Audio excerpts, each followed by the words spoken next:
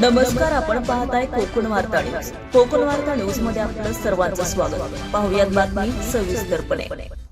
गुरुवार दिनांक 19 मार्च 2026 रोजी जगद्गुरू रामानंदाचार्य नरेंद्राचार्यजी यांच्या प्रेरणेने हिंदू नववर्ष स्वागत यात्रा सकाळी 9 वाजता रत्नागिरी शहरातील मारुती मंदिर येथून काढण्यात आली. या शोभायात्रेमध्ये उत्कृष्ट अशा सजवलेल्या रथामध्ये रामानंदाचार्य नरेंद्राचार्यजी यांच्या सिद्ध प्रतिमेची स्थापना करून सुरुवात करण्यात आली.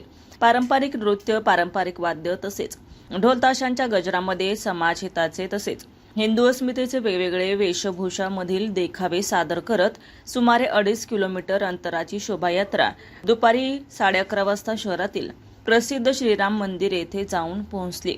प्रमुख उपस्थिती रत्नागिरी जिल्हा पालकमंत्री उदयजी सामंत, माजी आमदार बाळमाने, नगरसेवक श्रद्धा ढेकणे, नगरसेवक अमित पिलणकर तसेच तमाम हिंदू बांधवांनी सहभाग घेतला. शोभायात्रेमध्ये रत्नागिरी जिल्ह्यातील 9 तालुक्यांचा सहभाग होता. त्यामुळे शोभायात्रेला खूप मोठी रंगत आली होती. जिल्ह्यातील सर्वच पदाधिकारी यांनी ही शोभायात्रा यशस्वीरित्या पूर्ण करण्यासाठी खूप मेहनत घेतली.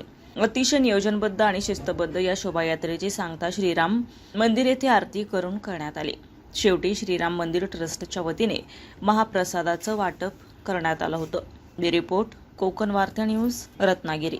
ताज्या बातम्या आणि नवनवीन घडामोडी पाहण्यासाठी आजच आमच्या कोकण वार्ता न्यूज चॅनलला लाईक करा, सबस्क्राईब करा आणि बेल आयकॉन प्रेस करा आणि पाहत रहा कोकण वार्ता न्यूज.